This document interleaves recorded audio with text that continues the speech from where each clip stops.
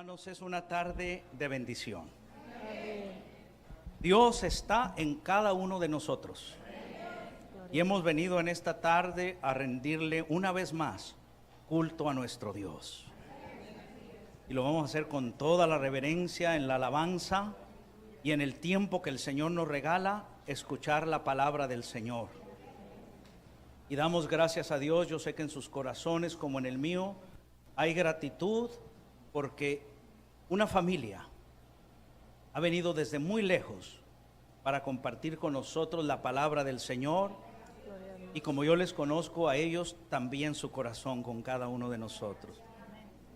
Nuestros hermanos, Pastor Manolo, nuestra hermana Elena y el hermano Armando también. Miriam dice que no, pero al final, hermanos, ellos les gusta tomar tiempo para saludarlos a todos ustedes. Yo le voy a suplicar que durante la alabanza, durante la predicación, hasta que no termine el culto, pues no paremos a saludar al pastor. Le garantizo que nadie se va a ir de aquí sin que lo pueda saludar, ¿verdad? El único desperfecto es que los celulares en esta iglesia no trabajan para la foto. Es que no se queda, estoy jugando, sí trabajan muy bien. Hermanos, demos gracias al Señor juntos. Hay gratitud en nuestro corazón, hagamos todo con reverencia. Hemos venido, vuelvo a decirlo, a escuchar la palabra del Señor, pero también, ¿por qué no decirlo, verdad? Hemos venido a escuchar la palabra en labios y el corazón de alguien a quien Dios mismo lo llamó, pero lo ha sorprendido con un trabajo que ni él se imagina, ni su esposa, ni su familia. Y todos los días, los 7 días, fíjese, sin ir a Canarias, cómo es, gracias a Dios, la tecnología, somos bendecidos a través de esa palabra. Somos equipados. Yo puedo decirle, hermanos, que yo he aprendido cosas no nuevas, están en la palabra, pero no las entendía.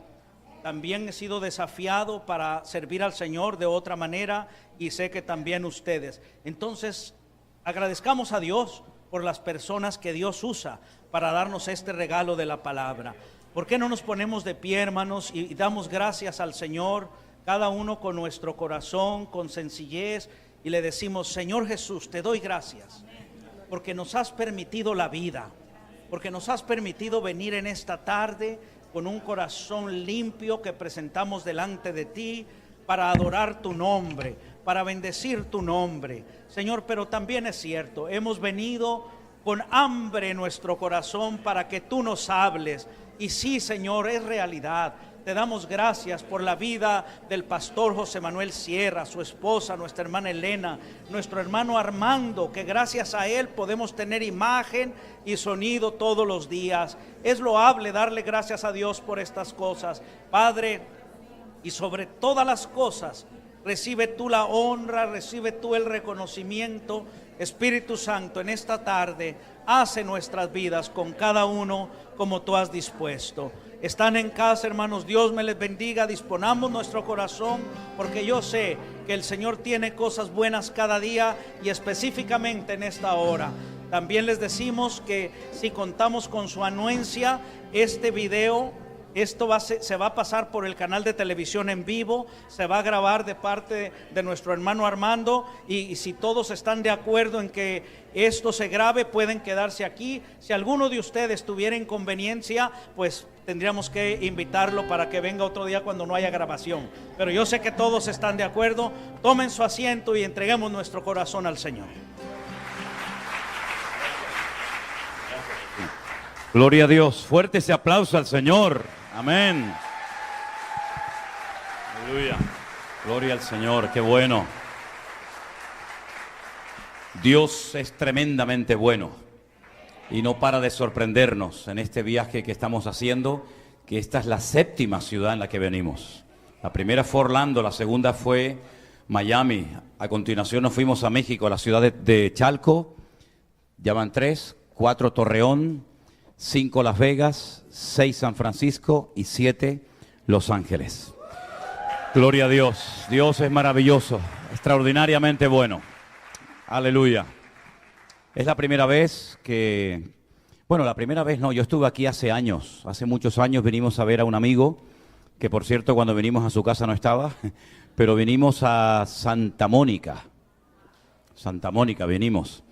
Vine con otro hermano, pero para Elena, para Armando y para Miriam, que me están acompañando en esta tarde, es la primera vez que estamos aquí.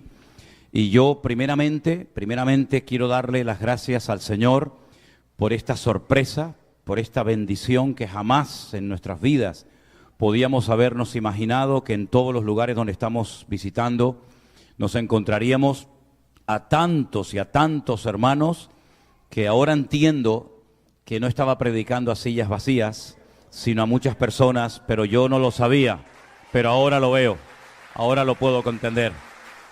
Gloria a Dios.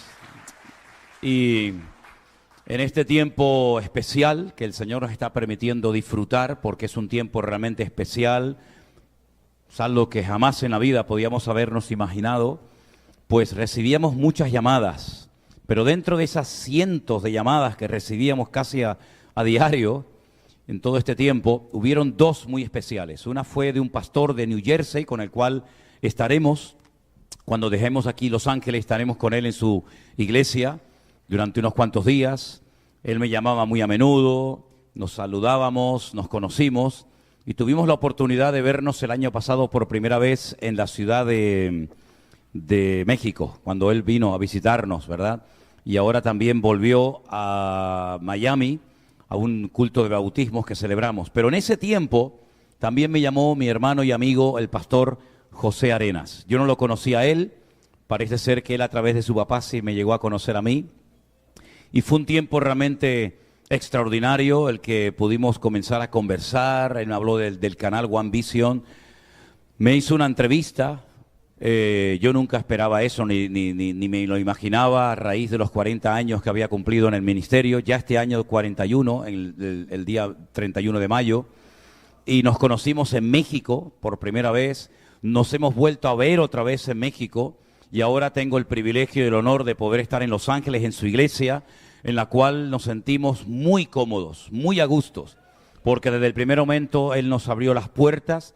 Y créame, yo llevo 41 años sirviendo al Señor, conozco a centenares, a miles de personas. Hemos estado en muchos lugares predicando la palabra, conozco muchas denominaciones, el Señor nos ha llevado a muchos tipos de iglesias diferentes, pero créame, y lo digo delante del Señor, jamás en mi vida había conocido a un hombre, a unos hombres como el pastor Norris y el pastor José Arenas, con ese corazón donde no hay la más mínima deseo de aparentar, de figurar, no hay nada de celos, nada de envidia, sino que se goza, como deberíamos ser todos los cristianos, en la bendición de otros, porque la bendición de otros también es la mía. Y cuando el Señor prospera y usa a una persona, pues nos deberíamos todos de alegrar, porque simplemente somos instrumentos, no hacemos nada especial. Ya estoy casi un poquito ya cansado de repetirlo, pero no estamos haciendo nada especial, estamos cumpliendo con nuestro deber, con nuestra obligación, que es predicar la palabra, servir al Señor, atender a la gente, no servirnos de la gente, sino servir a la gente, y no hay nada de novedoso, no hay nada de mérito personal en todo eso. Pero es muy difícil en estos tiempos en los que vivimos encontrar a un pastor que te lo dé todo, ¿verdad? Que te ofrezca a la iglesia, hermano, estoy utilizando el despacho, la oficina del pastor, eso es que no lo hace nadie, hermano. Y la verdad es que es una maravilla trabajar sabiendo que aquí no estamos levantando en alto una iglesia, un hombre, una denominación, ¿verdad? Sino aquí lo que estamos es enseñándole al mundo que podemos juntarnos de diferentes iglesias, de diferentes tendencias denominacionales y levantar en alto el nombre, sobre todo el nombre de nuestro Señor Jesucristo. Aleluya. A Él sea toda la gloria y toda la honra en estas tardes. Bueno, yo tengo el honor también de presentarles a mi esposa y a Miriam. Quiero que suban un segundito las dos adelante, por favor. Aleluya. Ella... van a notar que tiene un acento completamente diferente al mío. Yo vivo en las Islas Canarias, no es que naciera allí, pero yo nunca he pronunciado la C ni la Z, aunque hay que pronunciarla en el verdadero castellano, pero ella sí la pronuncia porque ella es de lo que nosotros llamamos la península, del continente de España. Es de una región muy hermosa que yo amo muchísimo, que se llama Galicia. No sé si usted, pastor, la conoce perfectamente, ¿verdad? Y ella les va a dar también un saludo y se la presento con mucho cariño a todos ustedes. Amén. Y a Miriam. También, ahora. Buenas tardes, hermanos. Dios les bendiga grandemente a todos. Primeramente, darle las gracias también al pastor Arenas, porque nos puso a disposición nuestra todas las instalaciones para que nos sintiéramos cómodos, y la verdad es muy generoso de su parte.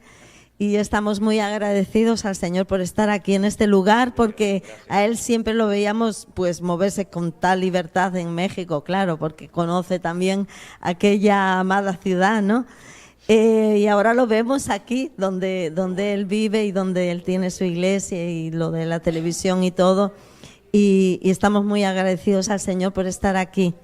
En lo demás, decir que solamente al Señor hay que darle la gloria, que cuando nos dicen a usted lo sigo, pienso que deberíamos cambiarlo porque sigo al Señor y gracias por la palabra. No sé cómo se puede decir, la verdad. Uno no quisiera sentirse como que lo siguen a uno. A nosotros eso no nos gusta porque no es correcto, pero sé que sale de corazones agradecidos pues el decirnos tantas palabras de cariño y es una bendición, de verdad. Solo voy a leerles un versículo que leía hoy, que dice sobre esto: no a nosotros, oh Jehová, no a nosotros, sino a tu nombre da gloria, por tu misericordia, por tu verdad.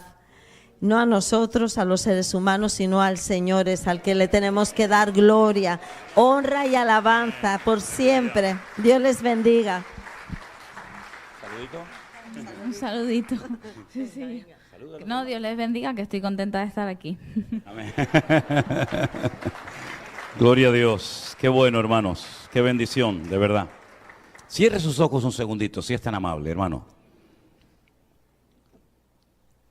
Queremos en esta tarde, después vamos seguramente a cantar algunas alabanzas, pero yo creo que es el momento de que el Señor nos hable a través de su palabra. Para eso, al fin y al cabo, hemos venido esta tarde aquí, para escuchar la palabra del Señor. Aleluya. Dígale al Señor, pídale a Él: Señor, háblame. Muéstrame, Señor, qué es lo que tú en esta tarde tienes para mi vida. Algunos de ustedes han recorrido muchos kilómetros, han hecho un gran esfuerzo para poder estar aquí, y gloria a Dios por ello.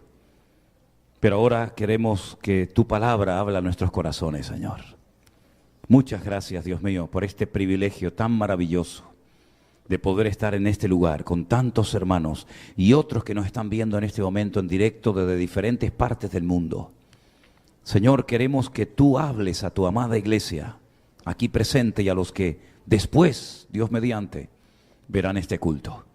Señor, no es casualidad que nos hayas reunido de diferentes partes de la tierra para encontrarnos y darnos cita en este lugar donde queremos levantar en alto tu nombre. Y abrimos ahora nuestros corazones de par en par para que tú hables a nuestras vidas y nos ministres, Padre Santo. En el nombre de tu amado Hijo Jesús. Amén y amén. Gloria al Señor. De verdad que me parece un sueño increíble el poder estar en esta tarde en esta hermosa iglesia. De verdad que tienen un local precioso, pero lo más hermoso no es los instrumentos, ni las luces, ni las cámaras. Lo más precioso es saber que el Rey de Reyes y el Señor de los Señores está con nosotros en este momento, en este lugar. Aleluya.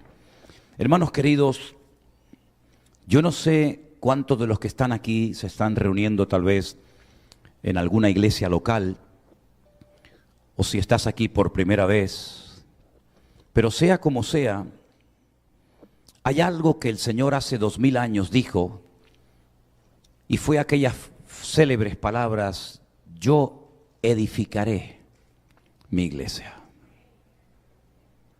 ¿No le llama la atención que cuando habló de su iglesia habló del término o del verbo edificar y no de crear? Un Dios que con su palabra lo creó todo. Lo que vemos y lo que no veremos, nunca tal vez. Todo lo hizo con el poder de su palabra. No sudó, no se cansó, no pidió ayuda de nadie, sino que decía: sea la luz. Y era la luz. Y lo curioso es que hasta el cuarto día no creó el sol. Así que nos tendrá que explicar el Señor a qué luz se refería. Porque si hasta el cuarto día no creó el sol y el primer día ya había luz, ¿a qué luz se refería? Como también nos tendrá que explicar el Señor que cuando Él venga no será de día ni de noche, sino un día que solamente Él conoce. Son esos términos, esas expresiones profundas de las Sagradas Escrituras que nuestra mente finita y limitada es incapaz de entender en este tiempo presente, ¿verdad? Todo lo medimos en tiempo, en segundos, en minutos, en horas, en siglos, en milenios, pero simplemente el concepto de que Dios está fuera del tiempo. A Él no lo limita ni el tiempo, ni el espacio, ni nada, ni nadie. Pero Él se metió en este nuevo sistema, en esta nueva dimensión, y comenzó a hablarnos en términos que incluso a veces es difícil entenderlos. Me preguntaba una joven hace unos días, no recuerdo exactamente dónde, ¿a qué se refiere la Biblia cuando habla de la espalda de Dios? Cuando Moisés le dice al Señor, Señor, muéstrame tu gloria. Y dice que el Señor lo metió en una cueva, en una peña, y le dijo, yo pasaré por delante de ti, verás mi gloria. Y cuando pase, dice que verás mi espalda y te cubriré con mi mano. Sabemos que Dios no tiene espalda. Sabemos que Dios es espíritu. Pero la Biblia habla de espalda, habla del brazo del Señor. ¿Quién ha creído a nuestro anuncio y sobre quién se ha manifestado el brazo de Jehová? Los ojos del Señor recorren toda la tierra. Sus oídos están atentos al clamor de sus hijos. Son términos de antropomorfía, antropomórficos, es decir, se emplean aspectos humanos para describir a un Dios totalmente indescriptible. Dios no necesita de un cuerpo, pero su amado Hijo, dice la Biblia, que considera a su iglesia como su propio cuerpo, donde Él es la cabeza de la cual siempre tienen que salir las órdenes y las directrices a seguir, pero Él llama a su iglesia su cuerpo.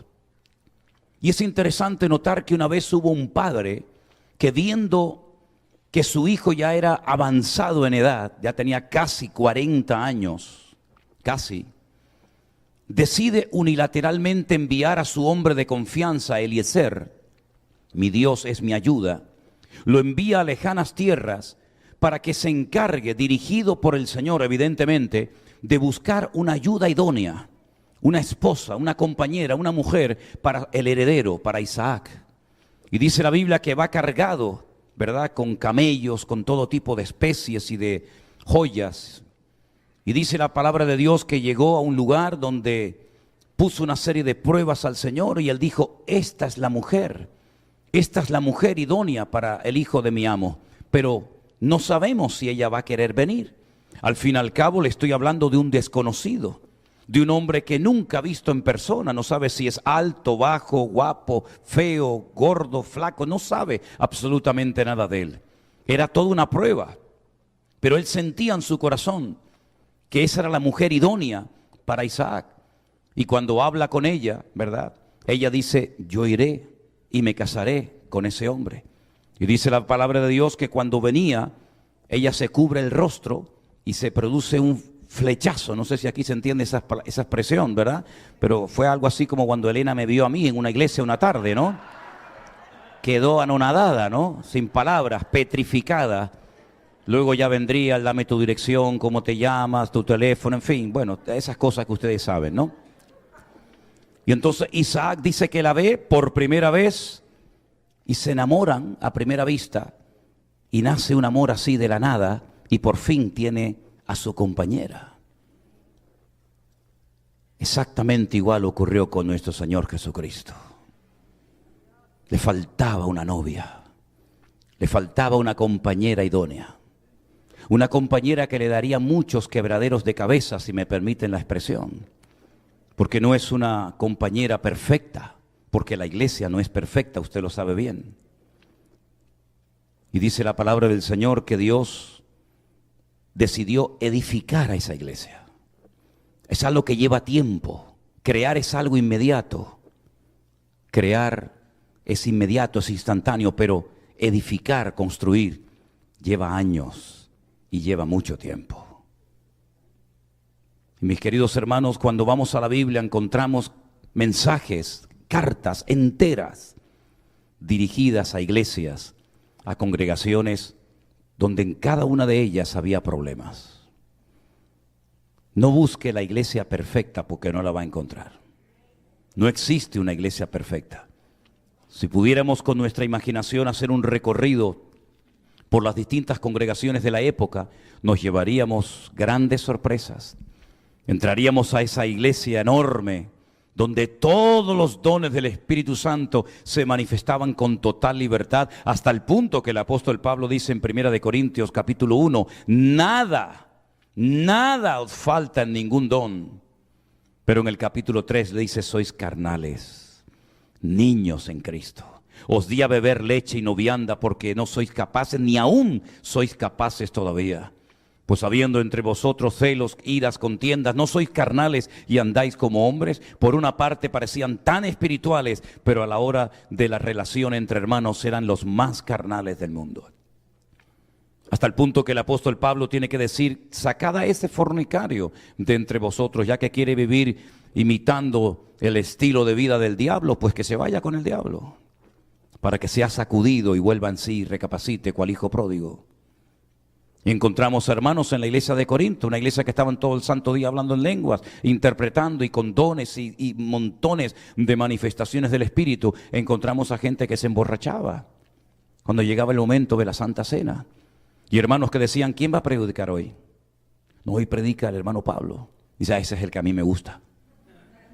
Pero al culto siguiente, cuando se enteraban de que el apóstol Pablo, por lo que sea, no venía y predicaba otro, Apolos o Kefas o quien fuera, decían, no, a mí ese no me gusta. Y había como grupos, la iglesia estaba internamente dividida. Entonces busquemos otra iglesia, busquemos otra congregación, vámonos a Colosas de viaje.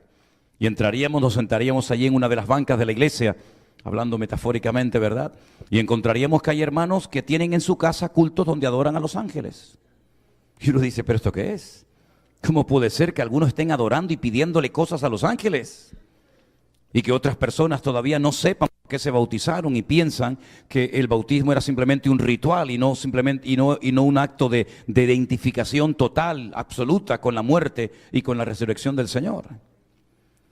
Y ponían en duda la deidad del Maestro. Así que en esa iglesia no nos sentiríamos nada cómodos. Bueno, tal vez la primitiva, la primera, la que comenzó. Vamos a la iglesia primitiva, una iglesia donde están los mejores ministerios de la época. Ahí está Pedro, Juan, Santiago, Tomás, Bartolomé. A ellos le puedo preguntar cosas tremendas. ¿Cómo era el Señor? ¿Cómo caminaba? ¿Cómo era su aspecto? ¿Qué os decía durante aquellas largas caminatas de días y días caminando? Pero un día vamos al culto y nos invitan a comer y nos damos cuenta de que empiezan las hermanas a pelearse la una con la otra porque a ella le han puesto más, a ella le han puesto menos. Claro, como yo soy griega, no soy judía, pues resulta que hay favoritismos en la iglesia. Y uno dice, ¿cómo es posible que en una iglesia tan grande, tan poderosa, haya murmuración y crítica en la iglesia? No me siento cómodo en esta congregación, vámonos a otra. Y así podríamos ir una detrás de otra de todas las iglesias y al final diríamos, Señor, tu iglesia todavía tiene muchas arrugas y muchas manchas y muchos defectos, pero tú la amas, la sustentas y la cuidas, porque es lo único que flota, es lo único que funciona, es por así decirlo como la única agencia de salvación de Dios en la tierra. El arca no olía muy bien, que digamos, allí habían centenares de animales haciendo sus necesidades diariamente y allí tuvieron que permanecer apretados, pero hermanos, si sales del arca te ahogas y te mueres. Y dentro del arca estaba la presencia del Señor a pesar de los pesares. Sí, por allí estaba el Bambi, qué bonito, pero ten cuidado que está la serpiente cascabel y en cualquier momento te pica y te mueres. Las iglesias son en cierto sentido una especie de arca de Noé, donde hay serpientes, ovejas, cabras, lobos, bambis, zorras, porque había macho y hembra. Así que hay de todo, y alguna te araña. Hay de todo. Pero lo que me ha llamado siempre la atención, que de todas las iglesias que se mencionan en la Biblia, el Señor escogiera 7 en particular. Y quiero llevarles al último libro de la Biblia, el libro del Apocalipsis. Un libro que significa revelación. ¿Revelación de quién? ¿Y por qué y para qué? Es la revelación, la última revelación más completa de nuestro Señor Jesucristo. Un hombre que llevaba casi 70 años sirviendo al Señor en la obra, en el ministerio. Y todavía quedaban cosas por revelar y conocer y escribir y compartir acerca de la figura, de la persona de nuestro Señor Jesucristo. Está solo en la isla de Patmos, ya han muerto prácticamente todos los apóstoles. A Tomás le han arrancado la piel a tiras en la India y lo han quemado vivo en una hoguera. A Santiago lo decapitaron en Jerusalén. A Pedro lo han crucificado con la cabeza para abajo en Roma. Ya todos han ido muriendo. Y él es el último superviviente. Intentaron matarlo también, Intentaron destruirlo. Él vivía en la ciudad de Éfeso. Él era miembro de la iglesia de Éfeso. Allí vivía Juan, el apóstol. Y allí estuvo con María. Recuerden que él recibió el encargo de cuidar de María desde la cruz misma, mientras Jesús era crucificado. Lo intentaron matar en varias ocasiones, pero viendo que era prácticamente imposible, lo mandaron a una isla rocosa, perdida, allí en Europa, en el Mediterráneo, donde o se iba a morir de hambre, de sed o de frío. Pero él dice que allí se mantuvo en el espíritu. Y cuando el Señor le hablaba, él estaba atento, no estaba con ese lloriqueo inútil e innecesario que lo único que busca es levantar compasión. No estaba quejándose ni lamentándose, sino que él estaba en todo momento en el espíritu, en plena sintonía con el Señor. Y entonces dice que de repente se le aparece el Señor y dice que cuando lo vi, caí como muerto a sus pies. Pero él puso su diestra sobre mí y me dijo, no temas, no temas.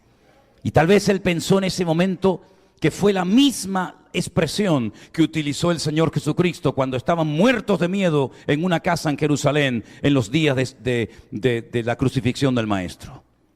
No temáis, mirad mis manos y mis pies. Y otra vez volvió a escuchar la misma expresión, no temas. Y el Señor se le muestra de una forma tan espectacular que nunca en la vida la podrá olvidar. Y si quieren ver cómo se le apareció el Señor y qué le dijo, lo pueden leer en todo el capítulo 1 del libro del Apocalipsis. Pero a partir del capítulo 2, él recibe el mandato, la orden, el imperativo de escribir mensajes concretos, específicos a 7 iglesias que existían en aquella época. Esas 7 iglesias estaban hoy en día en lo que abarca el territorio de Turquía. Allí estaban esas 7 iglesias. ¿Por qué escogió el Señor a esas 7 iglesias y no a otras? Porque son representativas del desarrollo de la iglesia a través de los tiempos. También vamos a ver que el Señor se le presenta a cada iglesia de una forma diferente, porque no hay una iglesia totalmente completa. Lo que una tiene, la otra tal vez le falta, pero estamos para complementarnos y no para competir los unos a los otros. Hay iglesias que tienen una alabanza espectacular, pero tal vez en cuanto a la enseñanza deja mucho que desear. Por el contrario, hay iglesias que a lo mejor tienen una enseñanza extraordinaria, pero a lo mejor no tienen, ¿verdad?, reuniones para niños o jóvenes o lo que sea. Y aquí estamos para complementarnos. Nadie puede presumir de tener la iglesia perfecta o completa, sino que nos necesitamos los unos a los otros. Pero también vamos a ver las distintas estrategias que Satanás utilizaría a lo largo de la historia contra la iglesia para destruirla.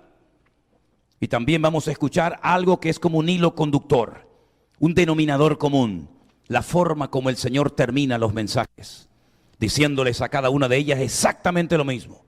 Después de haberlas amonestado, después de haberlas confrontado, después de haberlas corregido, termina diciéndole, y el que tiene oídos para oír, que oiga lo que el Espíritu dice a la iglesia. El Espíritu estaba hablando en la iglesia de Éfeso, y en la de la Odisea, y en la de Pérgamo, y en la de Esmirna. A cada una le dice el Señor, oigan. Oír en hebreo es exactamente igual que obedecer, es Shema. Cuando el Señor dice, oigan lo que el Espíritu dice a la iglesia, está diciendo, obedezcan al Espíritu, obedezcan a mi palabra a través de lo que el Espíritu les está enviando. Vamos a ver en esas 7 iglesias una radiografía de cómo se iría comportando la iglesia a lo largo de la historia, desde su nacimiento en el día de Pentecostés en Jerusalén hasta nuestros tiempos. Analicemos algunos defectos, algunas carencias, debilidades de estas iglesias, si les parece. En el capítulo 2, verso 4, después de reconocer el sufrimiento, el trabajo, la paciencia, la perseverancia de la iglesia de Éfeso, pastoreada y fundada por el apóstol Pablo durante 2 años y posteriormente atendida por Timoteo. Una iglesia grande, una iglesia que casi pone en peligro el culto a la diosa Diana o Artemisa, ¿verdad?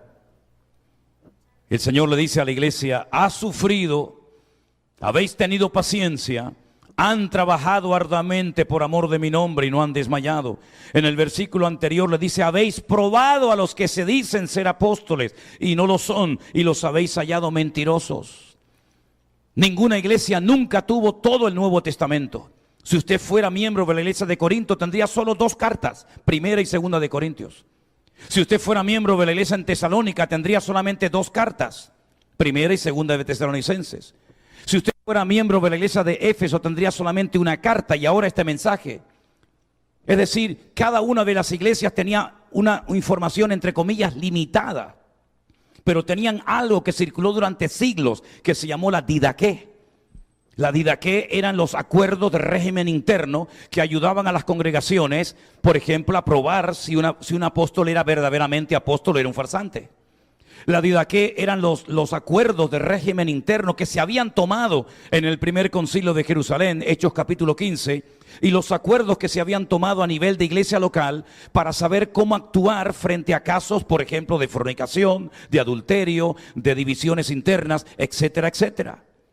Y en ese manual práctico de las iglesias locales de la época de antaño, que ya hoy en día no es necesario, porque ya tenemos todo el Nuevo Testamento, se decía que cuando una persona llegaba a una iglesia y decía que era un apóstol, es decir, un ministerio itinerante, de fundar, de establecer, de consolidar obras, de evangelizar, de levantar ministros, etcétera, etcétera, no podía permanecer en una iglesia más de 3 días. Y en el momento en el que pidiera dinero, se le descartaba como apóstol. Madre mía.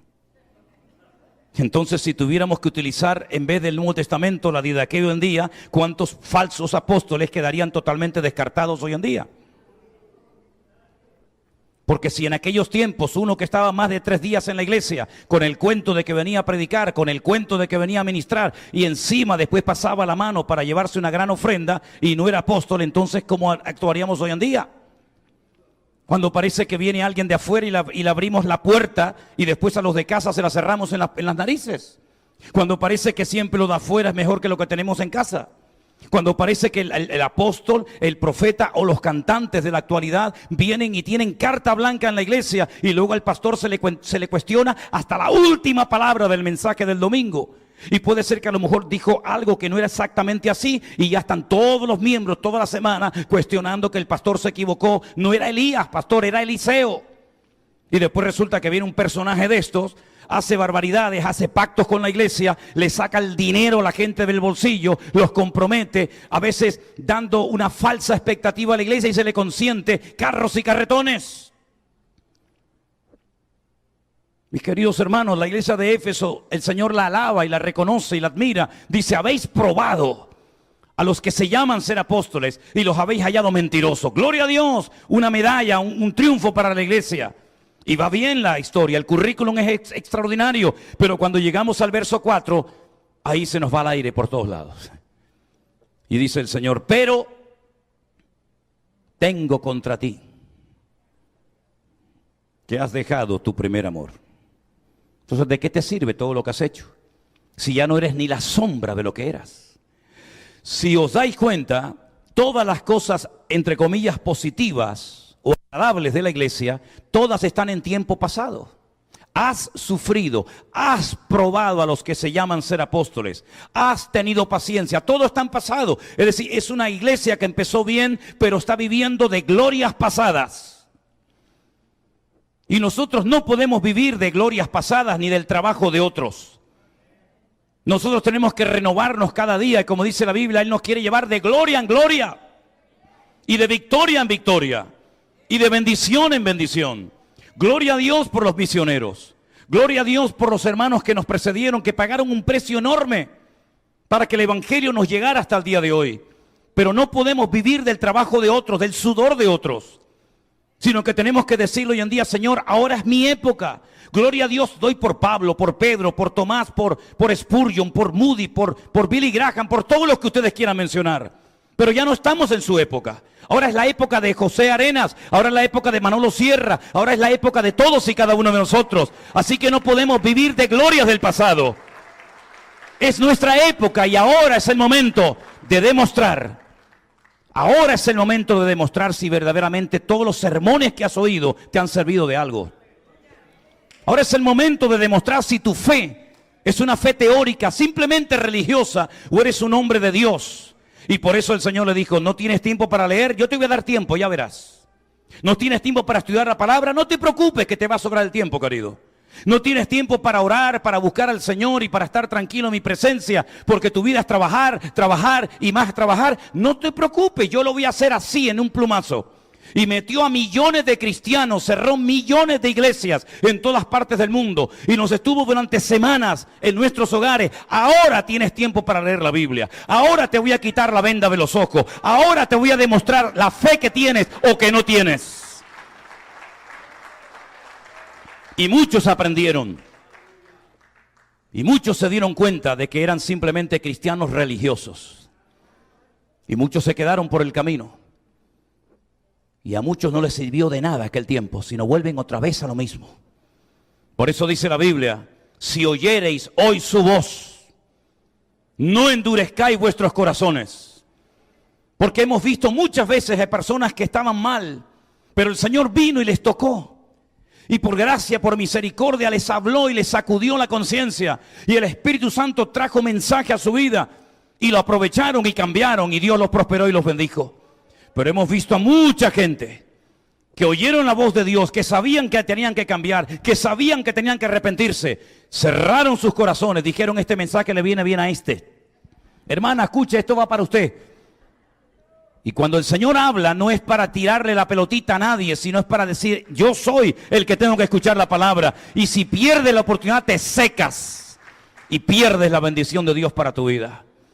Por eso la iglesia de Éfeso, el Señor le dice: recuerda, versículo 5, recuerda de dónde han caído, porque dejar el primer amor por el Señor es una caída, no es un desliz inofensivo, insignificante, no. Recuerda de dónde has caído, arrepiéntete. Pero no se tenían que arrepentir los pecadores, sí, y la iglesia también. Yo pensaba que el arrepentimiento era para los fornicarios, adúlteros, borrachos, etcétera. No. El Señor está llamando a la iglesia de Éfeso a que se arrepientan. Iglesia de Éfeso, a que se arrepientan. Pero si fue fundada por Pablo, pastoreada por Timoteo, allí estuvo Tiquico, allí estuvo Priscila, allí estuvo Aquila, allí estuvo lo mejor, la crema de la época. Una iglesia que empezó con 12 que no sabían ni dónde estaba la mano derecha de la izquierda. Y el Señor hizo un avivamiento espectacular. Allí el Señor demostró su gloria como en ninguna otra parte del Nuevo Testamento, salvo en la iglesia primitiva. El apóstol Pablo fue apedreado y los hermanos lo dieron por muerto. Y lo echaron fuera de la ciudad. Y cuando los hermanos lo rodean llorando alrededor de él, se levanta como si nada. Dice que Pablo allí peleó contra fieras. Exactamente igual que David peleaba contra fieras en el Antiguo Testamento. Pablo lo hace en el circo romano de Éfeso, que aún se puede visitar. La gloria del Señor en Éfeso fue espectacular. Miles de personas que habían practicado la brujería, dice que se arrepentían y vendían todos los libros y quemaban toda la basura que les había atado y dominado durante años. Una iglesia que nació con un avivamiento, un despertamiento espiritual tremendo. Y ahora el Señor a esa iglesia le dice: arrepiéntanse, puesto si no lo hacen, quitaré tu candelero de su lugar si no te hubieras arrepentido. Es que el arrepentimiento no es decir: sí, verdad, Señor, tienes razón, y sigues haciendo lo mismo. Eso no es arrepentimiento. El arrepentimiento no es decir: es verdad, tengo que orar más, tengo que leer la Biblia, pero sigue siendo el mismo falso e hipócrita de toda la vida. No, el arrepentimiento es cambio de dirección.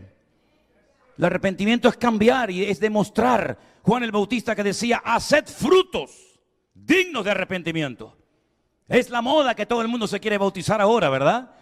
Pues no voy a bautizar a nadie hasta que demuestre que verdaderamente está arrepentido. Tienes 2 túnicas, dale una a tu hermano. Has ofendido, perdona a tu hermano. Y cuando yo vea realmente un cambio, no en la teoría, sino de verdad, entonces venimos y nos bautizamos todos en el río Jordán. Ya ha llegado el tiempo en el que ya tienes que ir en serio, mi hermano. Ya llevamos muchos años en el Evangelio. Ya no hay tiempo que perder. Nos queda menos vida de la que hemos vivido. Nos queda menos tiempo de ministerio del que ya hemos desarrollado. Ya no es tiempo de estar mirando la pajita en el ojo ajeno. Es tiempo de decir por qué mi relación ha menguado y ha decaído con todo lo que el Señor ha estado hablando y compartiendo durante estos últimos 2 años. ¿Saben cuántos centenares de pastores han muerto? Cada día me entero de 1, 2 o 3 pastores que mueren. Y la tragedia es que no hay nadie que los sustituya. Hay una crisis de obreros, una crisis ministerial brutal como nunca antes en la historia. Y el Señor ha estado sacudiendo y limpiando la iglesia. El Señor no pide ni tu diezmo, ni tu ofrenda, ni tus primicias, ni nada por el estilo, aunque no digo que no sea necesario. El Señor lo que pide es tu alma, tu corazón, tu vida entregada. Que Dios sea lo primero en tu vida. ¿Qué es eso del primer amor? El otro día me decía una hermana, bueno, hermano, yo una vez le pregunté a mi pastor, ¿qué es eso del primer amor? Y me dijo, bueno, mira, a ver, siéntate, te lo voy a explicar.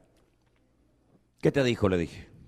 Me dijo que el primer amor es cuando uno se convierte al principio, ¿verdad? Uno está entusiasmado, lee la Biblia, ahora viene el primero al culto, se va al último, se apunta para todo, pero ya se te va a ir quitando, le dijo. ¿El qué se te va a ir quitando? No, ya verás que va a llegar un momento en el que, bueno, ya llego tarde al culto, no pasa nada. Si hoy no voy, voy el próximo domingo. La Biblia, ¿dónde la metí? No sé dónde la metí, la tenía el otro día por aquí. Sí, ya tiene telaraña, cuando la ahora sí la Biblia, ¿no? Eso del primer amor es para el principio. Y le dije así, directamente, ya me conocen. Eso es mentira. Digo, eso es rotundamente falso. Yo tengo que amar hoy más al Señor que cuando me convertí. Yo tengo que estar más enamorado y más apasionado por lo que hago sirviendo al Señor en el ministerio que cuando tenía 19 años y fui el pastor más joven de España. Yo tengo que estar hoy más apasionado cuando subo aquí arriba a predicar la palabra sin tenerle miedo a nada ni a nadie. Me da igual si aplauden o me critican, me da exactamente igual. Yo tengo que estar más apasionado y eso del primer amor no es como el noviazgo y después ya se va todo diluyendo. Eso es rotundamente falso. El primer amor, la misma palabra lo dice. El primer y más importante amor de tu vida, lo primero y más importante en tu vida es amarás al Señor tu Dios con toda tu alma, con toda tu mente y con toda tu fuerza de la Biblia. Ese versículo en hebreo, que es el famoso Shema, todas las mañanas, todas las tardes y todas las noches el judío religioso practicante lo dice en alta voz, todos los días, con sus ojos cerrados y con su mano en la cara, escribiendo con sus dedos el nombre de Dios, Shema, Shaddai, Shin Dai, Shaddai. Y dice, Ve'ahavta et Shema Israel, Adonai Eloheinu, Adonai Echad. Escucha Israel, el Señor nuestro Dios uno es. Y amarás al Señor tu Dios con todo tu corazón y con toda tu alma. Ve'ahavta Adonai Eloheja, Bechol levabeja, Bechol nafeja, Bechol meodeja. Todos los días, cuando se levantan, cuando se acuestan, cuando van a trabajar, antes de ir a la escuela, los niños aprenden a leer y a escribir en casa con la Biblia, con este texto que les acabo de decir. Y cuando el judío sabe que ya está a punto de morir, lo vuelve a mencionar, cierra sus ojos y ahí se va. Pues el Señor sabe a dónde llevárselo. El primer amor. ¿Qué es lo que tú más amas en la vida? ¿Qué es lo que más amas? ¿Lo que tienes o lo que eres en Cristo? Porque si lo que tú más amas en esta vida es lo que tienes, tienes un gravísimo problema, porque el día que te lo quiten vas a entrar en una angustia y en una depresión que no te va a aguantar ni tu madre te va a aguantar. ¿Qué es lo que más amas? ¿Tu coche, tu trabajo, tus joyas, tu dinero? ¡Qué pobre, desgraciado eres! Hay gente que es tan pobre, tan pobre, tan pobre que lo único que tienen es dinero. Es lo único que tienen. ¿No dijo el Señor? Los gentiles son los que se preocupan qué me voy a comer y qué voy a vestir. Y esa palabra gentil ahí hace referencia a inconversos. A mí no me preocupa dónde voy a dormir, dónde voy a comer, de qué me voy a vestir. Es lo último que me preocupa en esta vida. Dijo el Señor, buscad primeramente, en primer lugar, el reino de Dios y su justicia y todas las demás cosas os vendrán por añadidura. Mirad las aves del cielo, ni trabajan, ni hilan, ni siembran, y mi Padre Celestial las alimenta. Cuánto más a vosotros, hombres de poca fe. Buscad primeramente a Dios, nada más levantarte a la mañana. Es muy bonita la vida americana. Sí, ya la veo. Trabajando y trabajando y trabajando. Corre para aquí, corre para allá, paga esto, paga lo otro, el tax, el TINX, el TOX y todo lo que ustedes quieran.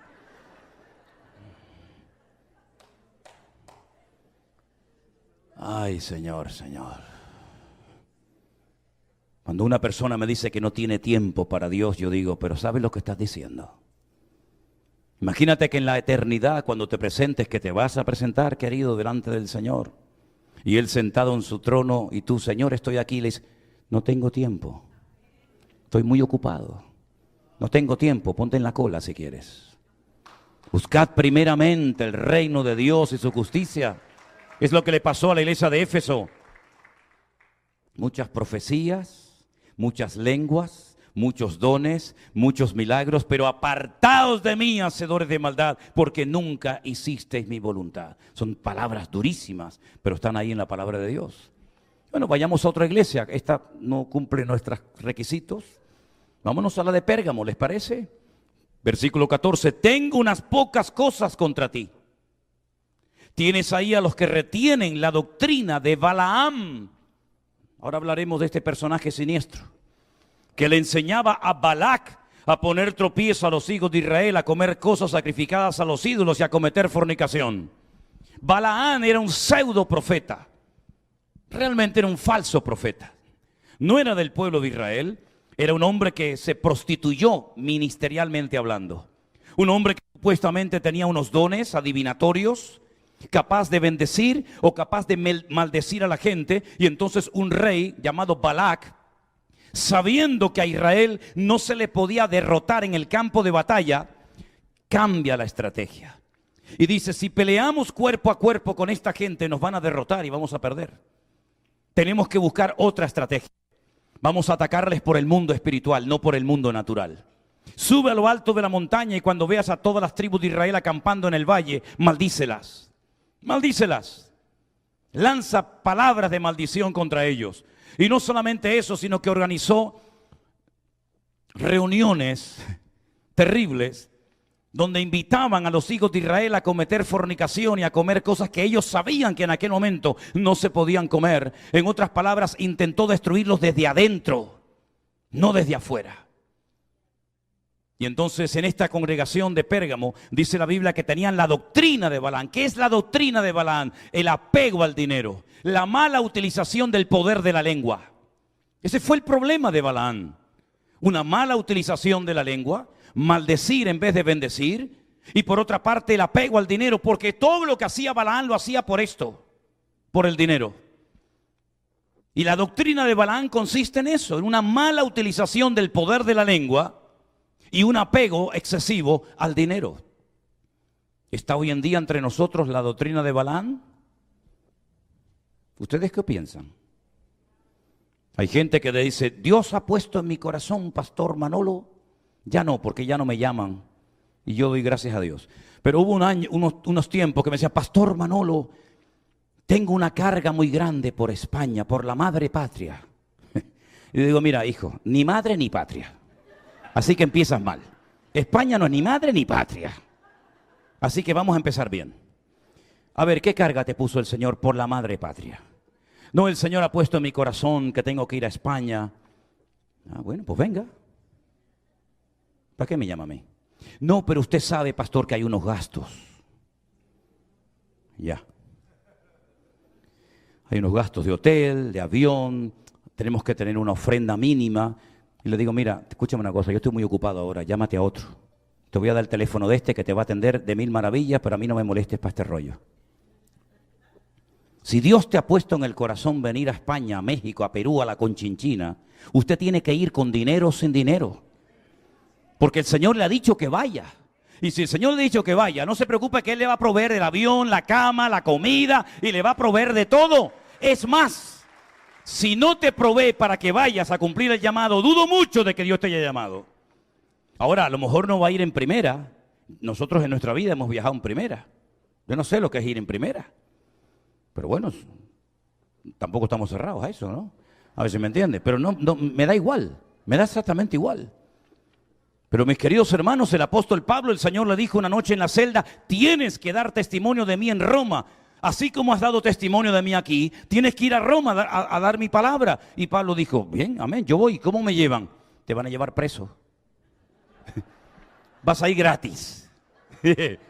Un poquito incómodo, un poquito atado, pero vas a ir. Ah, bueno, está bien. Y fue. ¿Y quién le pagó el pasaje? ¿El Imperio Romano? Llega por el camino y se le hunde el barco. No pasa nada, vas a llegar porque Dios te dijo que vas a ir y aunque se hunda el barco vas a ir, tú no te preocupes. Llega a la isla de Malta, hace frío, una lluvia tremenda, un huracán tremendo. Entonces se quieren calentar, coge ramas del suelo, ¡pam! Le pica una víbora en el brazo y la gente dice, este tiene que ser un criminal. Tiene que ser un homicida. Se le hunde el barco, el hombre se quiere calentar, agarra unas ramas, le prende fuego y se le prende una víbora en el brazo. Este es un homicida. Y esperaban, dice, este en cuestión de, a ver, 2, 3 minutos, cae como un pajarito. Y no cayó y al final dijeron, no, es un Dios. ¿En qué quedamos? ¿Soy un homicida o soy un Dios? No te creas cuando te digan que eres un homicida, ni te crean cuando te digas que es un Dios. Yo sé lo que soy en Cristo Jesús y no necesito del apoyo ni del respaldo de nadie, solamente de mi Señor. Aleluya. Y llegó a Roma. Ya lo creo que llegó. Y allí ganó almas para Cristo en la cárcel. Porque es muy bonito gozarse en una iglesia con aire acondicionado y con todos los caprichos habidos. Así me gozo yo. Hasta el diablo está a gusto en algunas iglesias. Pero vaya usted a Roma y vea el calabozo donde él dice, escribe, regocijaos en el Señor siempre. Y dice, otra vez te digo que vos y regocijaos en el Señor siempre. Sin luz, sin calefacción. Todos me han desamparado, le dice a Timoteo. Todos, ahora que tienen que estar aquí, ahora nadie viene. Alejandro, el calderero, me causó muchos males. Cuídate de ese hombre que es peligroso. Demas me desamparó amando este mundo. Nadie estuvo a mi lado en mi primera defensa. Nadie absolutamente estuvo a mi lado. Pero el Señor estuvo a mi lado y me dio fuerzas. Y pude predicar la palabra. A Él sea la gloria y por los siglos de los siglos. Amén. Y me libró de la boca del león. Así que ¿cuántas veces las personas se mueven por amor al dinero? A veces me han llamado pastores para invitarme a ciertos y determinados lugares y lo primero que me preguntan, pastor, ¿y usted cómo se mueve? Digo yo, de momento con los pies. De momento con los pies. Yo sé a lo que se refiere. ¿Y usted cuánto cobra? Digo, mire, si usted me conociera a mí, con todo mi respeto le digo algo. Jamás se hubiera atrevido a hacerme a mí esa pregunta. Porque yo no me muevo por dinero. Porque lo que yo hago, ni usted ni toda la iglesia me lo puede pagar. Porque lo que yo hago es servir al Rey de Reyes y Señor de los Señores. No tengo ningún problema en eso. Y el Señor nos provee en abundancia, sin pedirlo. El Señor nos provee en abundancia. Así que la iglesia de Pérgamo, con todo mi respeto, si alguien quiere ser miembro de ella, está invitado. Yo paso la página porque esta no me gusta. Bueno, vámonos a otra. ¿Les parece? ¿Tiene su Biblia ahí? Búsquela. Apocalipsis 2:20. Tengo unas pocas cosas contra ti, que toleras que esa mujer Jezabel... Cuando oigo ese nombre se me ponen los pelos de punta. Jezabel. Que se dice, no lo es, pero ella dice que es profetisa, enseñe y seduzca a mis siervos. ¿Qué enseña esta señora? A fornicar y a comer cosas sacrificadas a los ídolos. ¿Y cómo se hace un curso para enseñar a fornicar a la gente? ¿Cómo será un curso ese? Punto número 1. Búsquese a uno... ¿Y quién le permitió a esta señora enseñar en la iglesia a fornicar y a comer cosas sacrificadas en los ídolos? ¿Quién le dio permiso a esta doña? El pastor. El pastor es la llave, el que abre o cierra muchas cosas. Y este calzonazo, porque eso es lo que era el pastor de esta iglesia, un calzonazo, un pelele, sin autoridad ninguna. Tal vez la señora tenía influencia, tenía muchos miembros de la familia en la iglesia y claro, si le llamamos la atención a la hermana Jezabel, se nos van a ir 30 miembros de la iglesia y son pues muchos dineros. Entonces vamos a tenerla contenta, porque si no después ¿cómo pagamos el alquiler? ¿Cómo pagamos la renta, la luz, el agua, el teléfono? Entonces, hermana, muévase con libertad en el espíritu. Y enseñaba todo lo contrario a los acuerdos que se habían tomado en el concilio de Jerusalén, cuando se le dijo no se inquiete a los gentiles, no se les obliga a guardar la ley, porque ni nosotros ni nuestros padres pudieron cumplirla. No estén presionando a los pobres gentiles recién convertidos. Vamos a poner unas normas mínimas, elementales, para una correcta convivencia dentro del seno de la iglesia. Vamos a decirles, por ejemplo, que el tema este de ahogado, de sangre, de animales sacrificados, etcétera, etcétera, los ídolos, que se abstengan de todo esto para que no haya problemas a la hora de las comidas en las congregaciones. Y se acordó todo eso y se mandó por cartas y alegró esas noticias a las iglesias locales. Ahora esta señora, que sabe perfectamente los acuerdos que los hombres de Dios tomaron en el concilio de Jerusalén, se sube a la plataforma, sube al púlpito y predica y enseña todo lo contrario a lo que se ha establecido en el concilio de Jerusalén. ¿Qué les parece? Incluso hasta fornicar. Y el Señor dice, esta mujer dice que lo hace porque es profetisa. ¿Qué cuidado hay que tener con los que van hoy en día de profetas si no lo son? Muchas veces me han preguntado, pero pastor Manolo, dígame la verdad. ¿Usted no cree en las profecías? ¿Yo quién yo? Claro que creo en las profecías. ¿Cómo no voy a creer en las profecías? Primero en las de la Biblia, en todas. Pero en las que dan muchos por ahí, en pocas. Porque son mensajes de aliento, hermano, Dios le va a... El otro día, no sé ni dónde es, y me alegro que no sepa dónde es para que nadie se sienta aludido, ¿verdad? Pero estaba en una fila y voy a buscar la comida. Y alguien se me acerca así con una voz muy mística, porque hay que poner voz mística para que te crean, ¿no? Me puso la mano aquí encima, le digo, hermanita, no me toque. No, pero es que tengo palabra de Jehová. Y me dice, el Eterno te dice que está contigo, que te va a ayudar. Digo, hermana, no, escúcheme, espere un momento. Primero tengo hambre, hermana. Tengo hambre. Escúcheme una cosa. Cuando tengo hambre soy peligroso. Me ponen una mano por encima y le meto un mordisco. Entonces, mire, lo que usted me está diciendo, yo hace ya muchos años que lo sé. Que el Señor está conmigo, que me va a bendecir, que me va a ayudar, que Él me va a dar palabra. Yo todo eso ya lo sé. Yo leo la Biblia todos los días, ¿sabe? Ahora, si usted me dijera algo diferente, pues todavía. Pero es que Dios te va a bendecir, Dios te va a ayudar, Dios te va a prosperar, Él está contigo, no te va a faltar de nada, Dios te va a abrir grandes puertas. Pero si es que ya lo estoy viendo, mijo.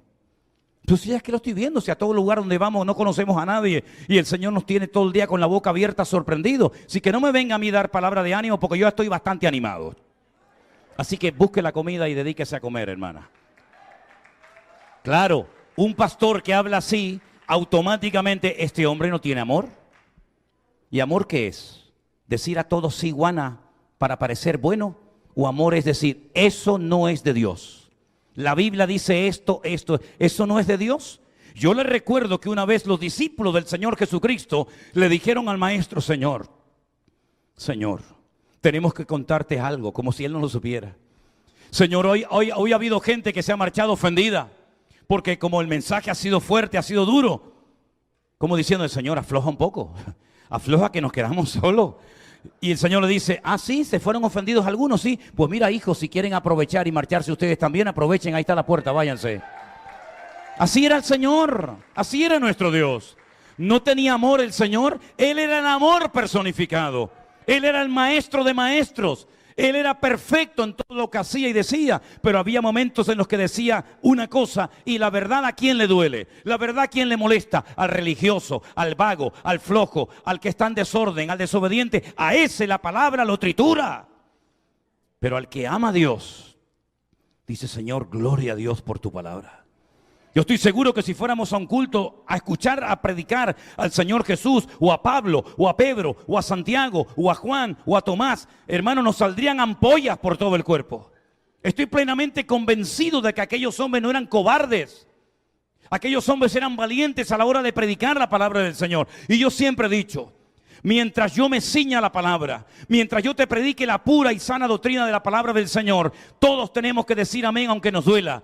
Porque es verdad que ninguna disciplina en el tiempo presente es causa de gozo, pero después, dice la Biblia, da fruto apacible. Y si necesitamos algo hoy en día, es que el Señor nos hable claro, porque ya ha habido mucho evangelio light, ya ha habido mucho evangelio sin compromiso. Ese mensaje que se predica por encima de las iglesias, como el otro día un joven.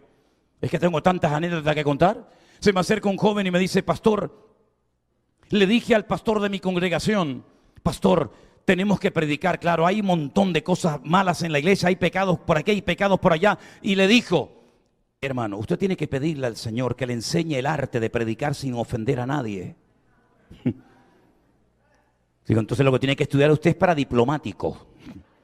Hágase diplomático y puede hablar con el comunista, con el capitalista, con el socialista, con el con el otro. Pero si tú quieres predicar la palabra de Dios, tarde o temprano alguien te querrá crucificar, hijo. Tarde o temprano alguien te dirá gloria a Dios y alguien dirá que se calle y que se largue ya de una vez. Porque la palabra de Dios es una espada, no es un corta uña, no es un escarbadiente, es una espada. Y una espada corta el pecado, corta el desorden, corta la división en la iglesia. Que Dios nos hable claramente qué es lo que queremos. ¿Cuántos dicen amén? Gloria a Dios. Así que yo simplemente, porque esta señora está aquí, yo a esta iglesia tampoco me hago miembro. Pastor, ¿qué opina usted? Igual. Pues vámonos a otra entonces. Capítulo 3, versículo 2. Yo conozco tus obras, tienes nombre de que vives, pero estás muerto. Ya empezamos mal. Una iglesia que aparenta ser, pero no es, ¿para qué quiero ser miembro de ella?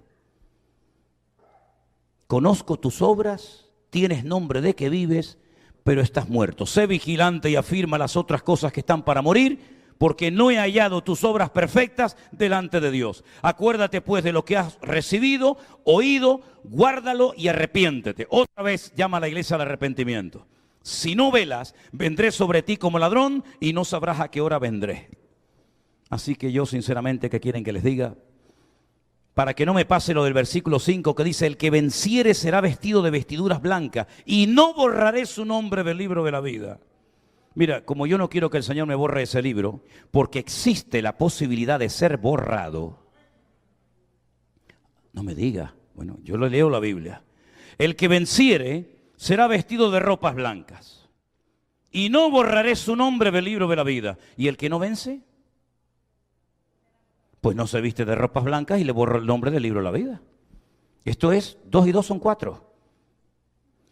Como yo no quiero correr el riesgo de poner en riesgo mi fe, ni mi comunión y mi relación con el Señor, ¿qué quieren que les diga? Yo de esta iglesia me mando a mudar ahora mismo y no quiero saber nada de ella. Bueno, a lo mejor la última, después de tanto mensaje, después de tanta palabra, después de tanta instrucción, por lo menos la última será la mejor. Bueno, vamos a ver. Escríbele al ángel de la iglesia en la Odisea. He aquí el amén, el testigo fiel y verdadero, el principio de la creación de Dios dice esto. Fíjense que a cada iglesia se le presenta al Señor de una forma diferente, pero concuerda con la aparición y la revelación total de capítulo 1. Cada iglesia tiene una porción del Señor y todas juntas forman el conjunto general de la esencia de nuestro Dios. Y le dice: conozco tus obras. El problema de esta iglesia es que no eres ni frío ni caliente. Ojalá fuese frío o caliente. Pero por cuanto eres tibio, y no frío ni caliente, la primera vez que Dios emplea en toda la Biblia esta expresión, es muy fuerte, le dice: te vomitaré de mi boca. Así como vomitó aquel enorme pez a Jonás, yo haré lo mismo con ustedes. Porque ustedes dicen, fíjate lo que la iglesia decía de sí misma: yo soy rico, me he enriquecido, ha sido algo progresivo, ¿verdad? He ido de menos a más hasta llegar a enriquecerme, hasta el punto que le dio lugar a la soberbia y a la arrogancia, y dijeron: de ninguna cosa tengo necesidad. Y el Señor le dice: y no sabes que tú eres un desventurado, miserable, pobre, ciego y desnudo. Es decir, el concepto que tenía la iglesia de sí misma no coincide en lo más mínimo con el concepto que tenía el Señor de dicha congregación. Era como una conversación en paralelo. Ellos estaban en AM y el Señor iba por FM. Y era imposible encontrarse, no hay un punto de encuentro. Ustedes dicen una cosa, yo digo todo lo contrario. Luego no coincide lo que ustedes dicen con lo que yo creo. Por tanto, yo te aconsejo, fíjate que ya no ordena. Ya esta iglesia que simboliza y representa a la iglesia de los últimos tiempos, porque no les he dicho en qué parte de la historia se podría ubicar a cada congregación. Ya esta iglesia no le ordena al Señor, porque no es una iglesia obediente, no es una iglesia sumisa a la voz de Dios, sino es una iglesia a la que le da consejos. Y no es lo mismo que tú le des un consejo a tu hijo, que le des una orden a tu hijo. Y el Señor le aconseja a la iglesia que compren oro. El oro es símbolo de la fe en la Biblia, la fe mucho más preciosa que el oro, para que seas rico. Vestiduras blancas para vestirte, es decir, un buen comportamiento, un buen testimonio, que no se descubra la vergüenza de tu desnudez, y unge tus ojos con colirio para que puedas ver. En esa ciudad se producía colirio, ese líquido que se utiliza para aclarar la vista, ¿verdad? Para ayudar a las personas que tienen problemas de conjuntivitis.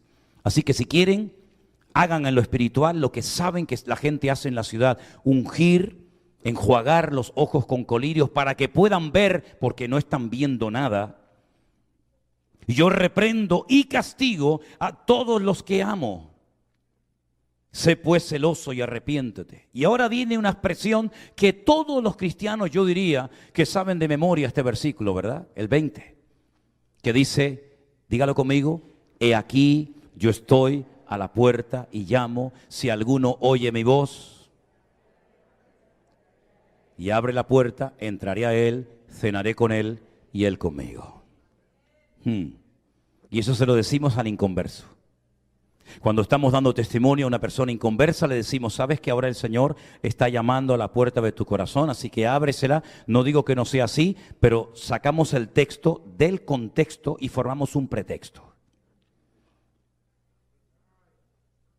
Esta palabra no se la dijo el Señor a los inconversos.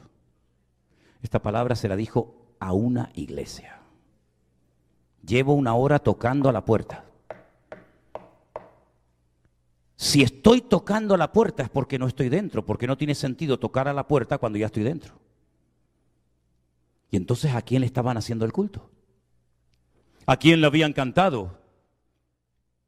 ¿A quién estaban tratando de adorar si él estaba a la puerta? Todo esto es en un lenguaje metafórico, ¿no es cierto? Y no se ha dado nadie cuenta de que yo no estoy dentro. Es como cuando José y María se van de Jerusalén y van caminando y caminando. La madre dice, bueno, seguramente el niño va con el padre. Y el padre, ¿qué dice? Seguramente el niño va con la madre. Y pasan varios días y le dice José, ¿y el niño? Dice, estaba contigo, ¿no? Dice, conmigo no. Tú sabes que cuando el niño hace cosas buenas, el padre saca pecho, pero cuando hace cosas malas, dice, habla con tu madre. Uy, que lo hemos perdido. No es que el niño se perdió. No, el niño no se perdió. Los que se perdieron son ustedes, que se enredaron y hablaron y fueron para aquí y para allá y se olvidaron de que han dejado atrás al niño y tienen que ir corriendo a Jerusalén. ¿Y dónde lo encuentran? Donde tenía que estar. En los negocios de mi padre me es necesario estar. Los perdidos son ustedes, yo no me he perdido. ¿Por qué? Les explico algo. La fiesta de Shavuot o tabernáculos dura 7 días. Pero había una tradición, existe todavía esa tradición en Israel, que los que están muy, muy agradecidos con el Señor no se van a su casa en el 7º día, en el día de la Simchat Torah, en el día en el que se sacan los rollos de la ley, de la Biblia, y se toca y se besa y se leen en público. Las personas agradecidas con el Señor se quedaban un día extra, se quedaban hasta el 8º día. Y ustedes se fueron en el día 7º y no estaban totalmente agradecidos. Y yo me quedé aquí en el día 8º porque estoy en los negocios de mi padre. Es decir, lo habían perdido y no se habían dado cuenta. Bueno, exactamente igual le pasó a Sansón. ¿Se acuerdan? No, yo me levantaré otra vez y venceré a los filisteos. Ya lo he hecho tantas veces. Peco el viernes y me arrepiento el domingo. El viernes y el sábado soy un demonio, pero luego voy a la iglesia el domingo y soy un ángel. No pasa nada, lo he hecho muchas veces. No pasa nada, ya estoy acostumbrado a hacerlo.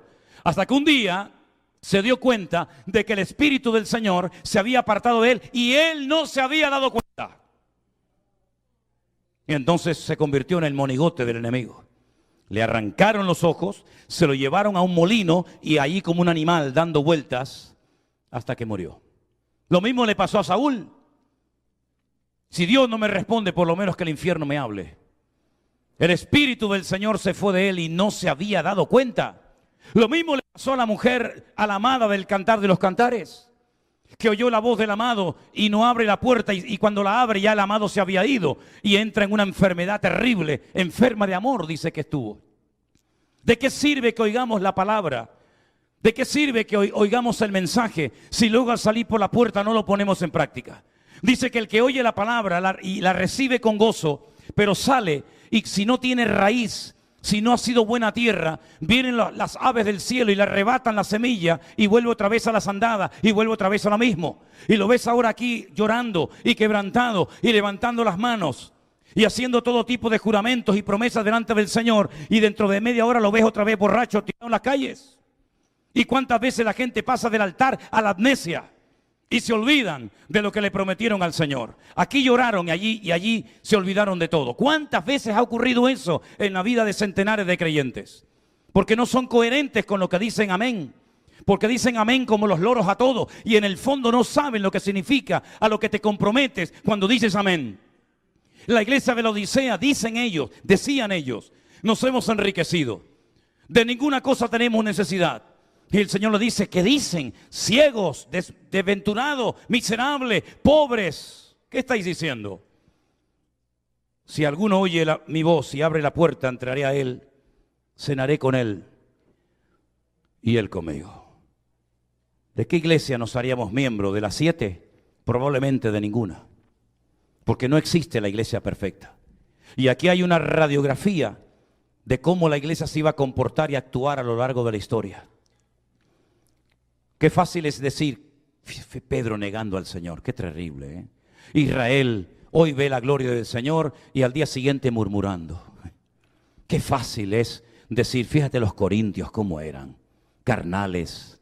Fíjate la carta que se le escribe a los hebreos, debiendo ser maestro después de tanto tiempo, aún tenéis necesidad de leche y no de alimento sólido porque no sois capaces todavía de recibir ese crecimiento, esa madurez.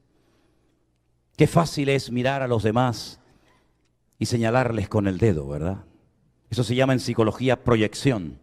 Siempre el culpable es el pastor, o la mujer del pastor, o la familia del pastor, o el gobierno, o el diablo, o el político de turno.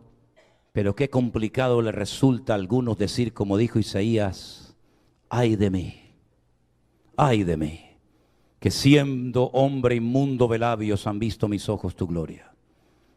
Qué complicado es decir, miserable de mí, ¿quién me librará de este cuerpo de muerte? Que no hago lo que quiero, sino lo que aborrezco, eso hago. Y hallo esta ley entre mis miembros, que el pecado mora en mí. Y hablo del apóstol Pablo. Qué fácil es siempre echarle la culpa al sol, al frío, al diablo, a lo que quieras. Pero ha llegado el tiempo en el que el Señor dice, ¿y tú? ¿Y tú qué vas a hacer? Porque es muy fácil decir, aunque todos te abandonen, yo nunca te abandonaré. Eso no cuesta nada decirlo. Pero después hay que llevarlo a la práctica. ¿De qué sirve los años que llevamos en el Evangelio, en la iglesia, si luego no somos coherentes con lo que hemos recibido del Señor? Y si en esta tarde hubiera entre nosotros personas que nunca han recibido a Jesús, no mires a los cristianos, no mires a las iglesias, no mires a los pastores, porque vas a ver imperfección y arrugas y manchas por todas partes. Pero te digo lo que el apóstol Pablo le aconsejó a una de las iglesias que pastoreó. Si habéis resucitado con Cristo, poned la mira en las cosas de arriba, no en las de la tierra. Eso es lo que dice el Señor en su palabra y es lo que tenemos que hacer todos en esta tarde, mis queridos hermanos. Cierra tus ojos en este momento ahí donde estás. Es el momento de reflexionar acerca de la palabra que hemos oído en el día de hoy y preguntarnos, ¿qué lugar ocupa el Señor en mi vida? ¿Qué lugar ocupa el Señor Jesucristo en mi corazón? ¿Qué estoy haciendo con mi vida, con mis recursos? Hemos hecho un barrido rápido, no hemos profundizado. Hemos simplemente hecho un pequeño recorrido de cómo eran las iglesias del siglo I. Eran exactamente iguales que las del siglo XXI. Porque los tiempos han cambiado, pero el corazón del hombre sigue siendo el mismo. Orgulloso, rebelde, avaro, soberbio, desobediente. El hombre no ha cambiado, hermanos. Y si ha cambiado, ha sido a peor. Pero hoy el perfecto, el que nunca se equivoca, el que nunca te va a abandonar, el que siempre estará a tu lado hasta el fin del mundo, se encuentra aquí entre nosotros. Y su nombre es Jesús de Nazaret. Si tú le quieres recibir a Él y nunca llevarte una desilusión, ahora, mi querido amigo, es el momento de decirle: yo le quiero entregar mi vida a mi Señor Jesús, al que murió por mí, al que resucitó al tercer día y hoy me ha hablado directamente a mi corazón.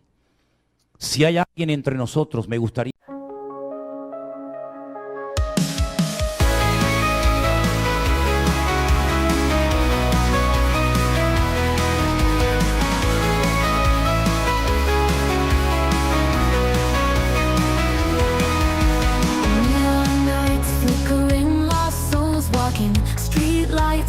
Tune of ghost whispers, city dreams buried under cold steel. Heartbeats echo through empty alleyways. Shadows dance in holographic twilight. Silent screams beneath the cracked surface. Electric scars on concrete veins pulsing.